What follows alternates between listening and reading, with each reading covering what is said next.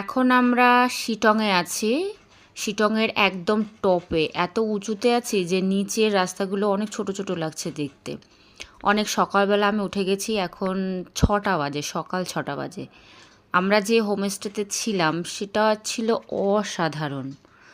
এখানে আমরা একদিন বুক করেছিলাম। এই হোমস্টেটার নাম হচ্ছে ওয়াক ইন ক্লাউডস।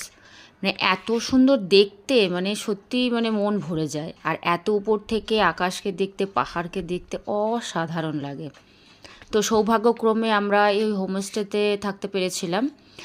আর এত সুন্দর লাগছিল দেখতে, মানে বোঝানো যাবে না, সত্যি নিজে চোখে না দেখলে বোঝানো যাবে না। যদিও আমি এটা ইউটিউবে দেখে এবং সার্চ করে এখানে বুক করেছি। খুবই সুন্দর লাগছিল। আর এতটা উপরে ভাবতেই পারিনি যে এখানে এত সুন্দর লাগবে।